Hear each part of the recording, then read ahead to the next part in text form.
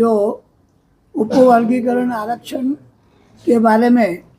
जो आज की बैठक हुई है, इस बैठक में इसके पहले भी हमने ये पहल जो है यहाँ पर शुरू की है कि अखिल भारतीय सफाई मजदूर यूनियन और हिंदू दलित महासंघ की ओर से इसकी शुरुआत हमने यहाँ 2-3 मीटिंगें हमने यहाँ पर ली। उस मीटिंग में जिन लोगों को उपवर्गीकरण में आरक्षण का लाभ मिलना चाहिए, ऐसी जो पिछड़ी जातियां हैं, जो 59 जातियां हैं अनुसूचित जाति में, वो सुप्रीम कोर्ट के जो गाइडलाइंस है, सुप्रीम कोर्ट के गाइडलाइंस के मुताबिक उन समाजों को भी अपनी अपनी पिछड़ेपन के आधार के ऊपर आरक्षण का लाभ मिलना चाहिए। ये हमने ठहराव आज की बैठक में लिया है। और बदर समिति जो अनंत बदर साहब के अध्यक्षता में जो एक आयोग बना, उसका अहवाल सरकार के पास में है, लेकिन उन्होंने उस अहवाल को अभी तक का जाहिर नहीं किया है सरकार ने। उसके बाद में राजेश अग्रवाल जी जो चीफ सेक्रेटरी है, उनकी अध्यक्षता में एक समिति बनी। उस समिति में भी जो है कोई भी प्रकार का दस्तावेज समाज के सामने आया नहीं है। इसलिए हमारी जो सुप्रीम कोर्ट की गाइडलाइन है, उस सुप्रीम कोर्ट की गाइडलाइंस के मुताबिक जितने भी 59 जातियां हैं, उनमें अति पिछड़ा हुआ जो वर्ग है, उनको उनके पिछड़ेपन के आधार के ऊपर आरक्षण मिलना चाहिए। ये हमारा मुख्य मुद्दा है। इस बात को ध्यान में रखते हुए जिस समाज का सामाजिक, आर्थिक, शैक्षणिक और राजनीतिक उत्थान नहीं हुआ, जिसका पिछड़ापन जो है अनेक वर्षों से हो रहा है, और जो समाज ने बहुत कुछ ले लिया है, लेकिन फिर भी वो 13% के आरक्षण के ऊपर अपना कब्जा जमाए बैठे हैं, तो उन्होंने अपने अपने तरीके से आज तक का जो है विकास किया है। जिन लोगों का विकास नहीं हुआ है, उनका विकास के दरवाजे खुलना चाहिए। ये जो डॉक्टर बाबा साहब अम्बेडकर की जो संकल्पना है, उस संकल्पना के आधार के ऊपर आज की ये बैठक थी, और इसी आधार के ऊपर हमने सरकार के पास में भी 30 तारीख के पहले हमने एक अपना निवेदन सादर किया है। और उसमें जो मेहतर, सुदर्शन, वाल्मीकि, मखियार, मादगी, ये जो समाज है, जो विभिन्न जातियां हमारी उपजातियां हैं, जो सफाई के पेशे में है, आज आप देखते होंगे कि सफाई कर्मचारियों के दैनंदिन स्थिति क्या है।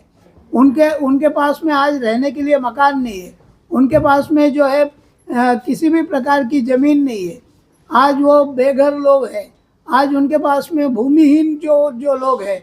इन तमाम लोगों के विकास के लिए इनके बच्चे शिक्षण लेते हैं, लेकिन कंपटीशन के अंदर हमारे बड़े भाई जो है वो सीट लेके जाते हैं। इनमें ना आईएएस है, ना आईपीएस है, ना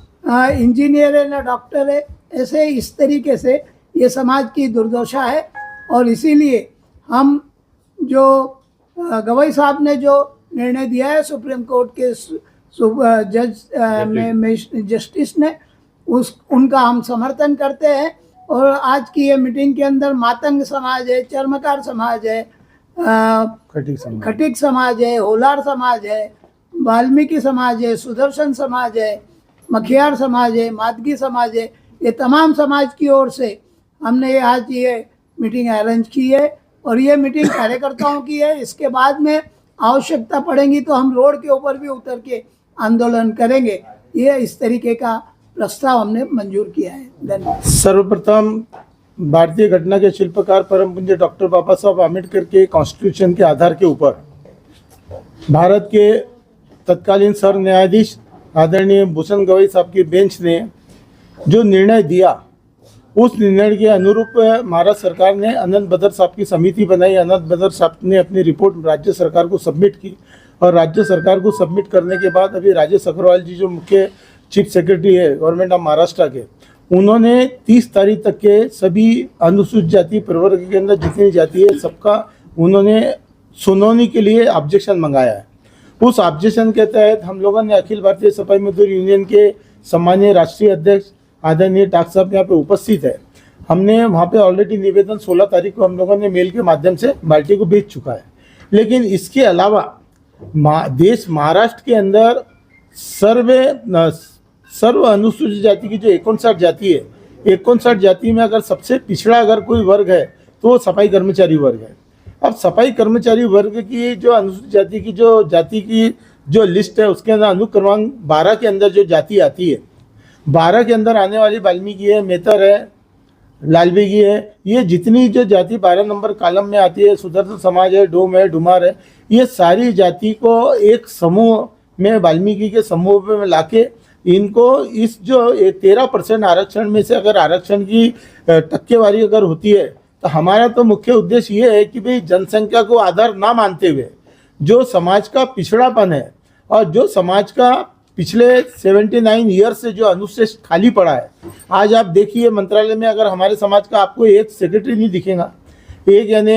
IAS ऑफिसर नहीं दिखेगा, एक क्लास 1 अधिकारी नहीं दिखेगा, मुख्य अधिकारी नहीं दिखेगा, और कई अपने नगर परिषदों के अंदर हमारे अधिकारी नजर नहीं आएंगे, महानगर पालिका में नजर नहीं। तो ये जो पिछले 89 साल का बैकलॉग है, ये बैकलॉग इस आरक्षण के उपवर्गीकरण के माध्यम से हमारा आर्थिक, सामाजिक, शैक्षणिक, राजनीतिक सर्वांगीण विकास कैसे संभव हो, इस दृष्टिकोण से आज अखिल भारतीय सपा यूनियन के माध्यम से और विभिन्न हमारे समाज की जो संगठन है, उन संगठन के प्रमुखों में आदरणीय धनराज जी चावरिया हमारे बीच में अहमदनगर से उपस्थित है, आनंद जी जावड़ेकर धुलिया से उपस्थित है, चंद्रपाल सोनटके जी नागपुर से उपस्थित है, मोतीलाल जनवाड़े जी उपस्थित है स्वतंत्र समाज से, उसी प्रकार वाल्मीकि महासभा से श्री रवि जी करोसिया उपस्थित है, और भी समाज के सभी मान्यवर यहाँ पे उपस्थित है। और सबका एक सूत्रीय निर्णय है कि जो आरक्षण का जो वर्गीकरण होगा वो समाज के पिछड़ेपन के आधार पे होना चाहिए और कम से कम ये समाज को 2% आरक्षण 13% में से मिलना चाहिए। अगर 2% की अगर भागीदारी अगर ये समाज को मिलती है तो ये समाज का राजकीय, सामाजिक, शैक्षणिक सर्वांगीण विकास संभव हो सकता है। अगर 2% का अगर आरक्षण मिलता है तो हमारे 2 बच्चे नागपुर मेडिकल कॉलेज से डॉक्टर बन सकते हैं, 2 बच्चे इंजीनियर बन सकते हैं। राजकीय परिस्थिति में अगर परिसीमन आए, आज नागपुर की 6 विधानसभा है, कल अगर मान लो 8 होती है, 7 होती है, उसमें अगर वर्गीकरण के मुताबिक अगर आरक्षण अगर लागू होता है तो हमारे उस सीट से लड़ने वाला ये कम्युनिटी का आदमी होगा, कम से कम विधायिका में जाने के लिए हमारा मार्ग तो प्रशस्त होगा। ये तमाम परिस्थितियों के लिए हमारा आज जो निर्णय हुआ है, जो अखिल भारतीय सपा यूनियन के माध्यम से जो समाज के सभी राज्य में कार्यरत सभी संगठनों के प्रमुख से यही निवेदन है कि कल 30 तारीख लास्ट डेट है। 30 तारीख के पहले जिस प्रकार से हम लोगों ने पूरा मेल भेजे, अपनी हरकत भेजे, वो सारी हरकत सभी संगठन के लोगों ने, कई लोगों ने भेज चुके हैं, और जिन्होंने नहीं भेजे वो आज और कल में भेज जाएंगे। और जो भी निर्णय है वो ये समाज को कम से कम, हम तो 5% की बात हम कई वर्षों से करते आ रहे हैं कि भाई ये समाज को 5% मिलना चाहिए, और ये 5% को लेके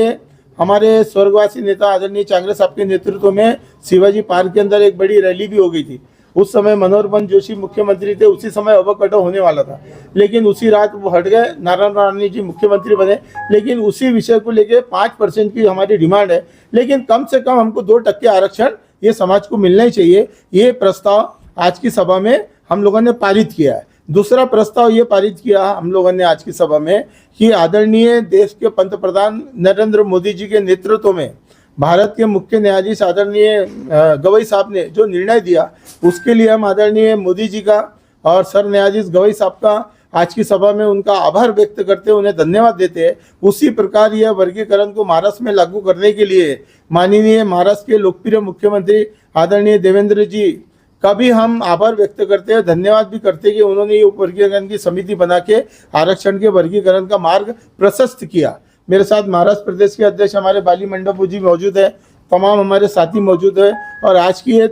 4 घंटे की चर्चा के बाद यही निर्णय हुआ है कि अगर सरकार ने ये समिति के माध्यम से अगर ये आरक्षण की टक्केवारी के मुताबिक ये समाज को अगर 2% आरक्षण अगर नहीं देती है तो हम आने वाले समय में हम आंदोलन करेंगे। आंदोलन करने से हमें कोई रोक नहीं सकता है, लेकिन हमें खातरी है, अभी इस सभा के अंदर हमारे महाराष्ट्र राज्य सफाई कर्मचारी आयोग के अध्यक्ष श्री सतीश जी ठाकुर यहाँ पे आके गए, उन्होंने भी अपनी पहल बताई है कि भाई ये समाज को आरक्षण मिलना चाहिए, क्योंकि वो राज्य सरकार में सफाई कर्मचारियों का नेतृत्व कर रहे हैं और नेतृत्व करते वक्त उन्होंने जिस प्रकार से सकारात्मक बात की है, उससे यहाँ उपस्थित सभी सामाजिक नेताओं के मन में एक आशा की किरण जाग गई है और निश्चित रूप से आदरणीय देवेंद्र जी इस समाज को लाभ देंगे, ये हमारा बिल्कुल 100% विश्वास है। धन्यवाद। जय भीम।